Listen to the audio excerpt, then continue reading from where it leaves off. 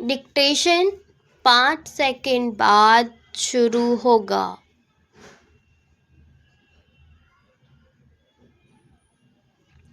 सभापति महोदय, हमारे देश में गृह मंत्रालय और गृह मंत्री का कितना महत्व है, इसका अनुमान इसी से लगाया जा सकता है कि स्वतंत्र भारत में गृह मंत्रालय का भार सरदार पटेल ने स्वयं अपने कंधों पर लिया।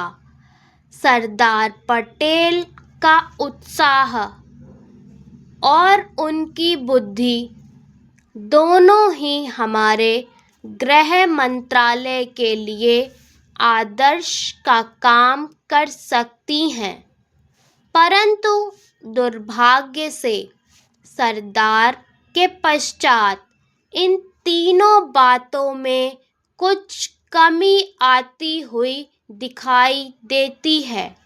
उदाहरण के लिए एक ही बात मैं कहना चाहता हूँ।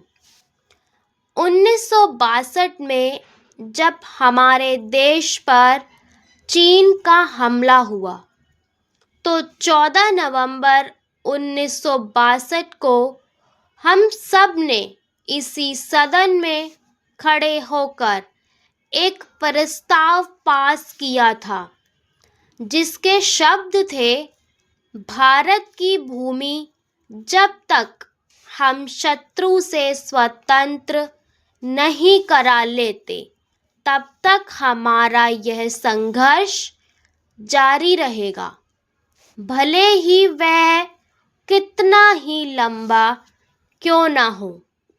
लेकिन कुछ दिन बाद आगे चलकर हमने राष्ट्रीय एकता सप्ताह या दिवस मनाना शुरू किया, तो हमने उस प्रतिज्ञा को कुछ दूसरे शब्दों में बदल दिया।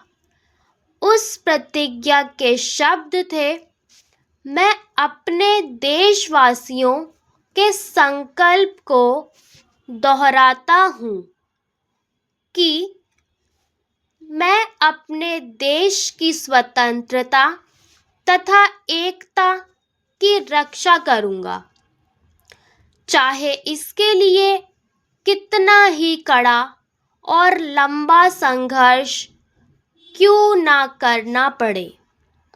मैं राष्ट्रीय एकता तथा बल के लिए तन मन से काम करने की शपथ लेता हूँ। लेकिन इस बार राष्ट्रीय एकता सप्ताह के सिलसिले में एक छोटा सा प्रकाशन भारत सरकार की ओर से प्रकाशित हुआ है। इस प्रकाशन में स्वयं इन्होंने लिखा कि 1962 में चीन द्वारा आक्रमण के बाद शपथ की भाषा में थोड़ा परिवर्तन कर दिया गया है। जो शब्द बदल दिए गए हैं उनको भी मैं सदन की जानकारी के लिए सुनना चाहता हूँ। मैं प्रतिज्ञा करता हूँ कि मैं कभी हिंसा का प्रयोग नहीं करूँगा और मेरा विश्वास है कि धर्म, भाषा, प्रांत संबंधी तथा अन्य सभी राजनीतिक और आर्थिक विवादों का शांतिपूर्वक और संवैधानिक तरीकों द्वारा हल किया जाना चाहिए। अब मैं आपके माध्यम से जानना चाहता हूँ कि 1962 में सदन ने जो निर्णय किया था, क्या भारत सरकार अपने उस निर्णय से हट रही है? अगर सरकार अपने निर्णय से हट रही है तो जो सरकारी प्रकाशन आया है जिसके द्वारा 1962 की शपथ में परिवर्तन किया गया है, इसका आधार क्या है? स्टॉप।